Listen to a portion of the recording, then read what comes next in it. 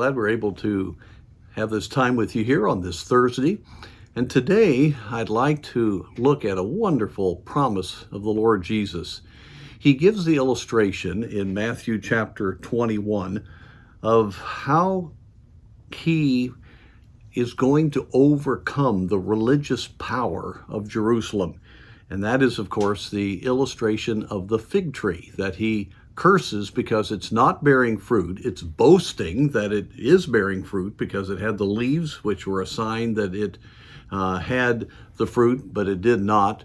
And the Lord cursed it, and the disciples were shocked that it withered away in the hours between the time he cursed it and then they came back. And in response to that, he says in verse 22, "And all things whatsoever ye shall ask in prayer, believing ye shall receive." Now that promise, of course, has a wide scope of application. But the contextual application here is this matter of the illustration that the Lord Jesus was giving of the fact that Israel, which was to be producing fruit, looked like it was, but it had no spiritual fruit. And that this all-powerful Judaistic system, which would soon put Christ on the cross, would be overcome. And that there would be a mighty move as the disciples would pray. And of course, we know the history of this.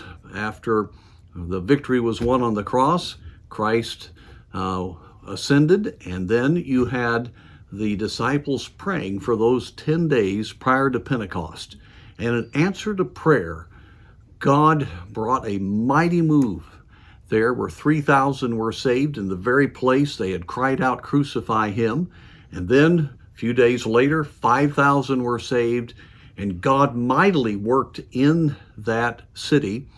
And then, of course, you have the tragic judgment of that city in 70 AD with Titus as the Romans destroyed Jerusalem.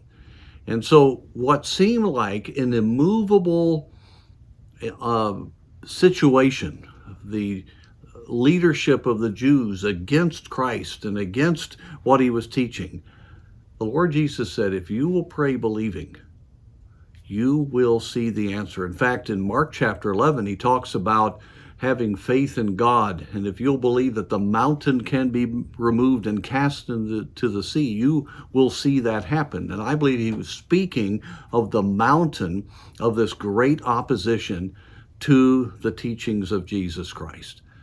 And because those disciples prayed, God did it. And I want to encourage us today.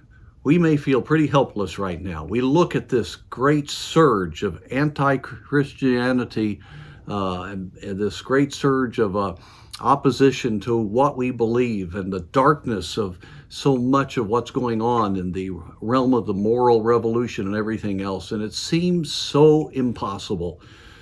But this promise is still true.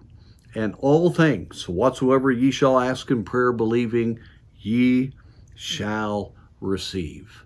Folks, it is powerful what God will do if we will pray.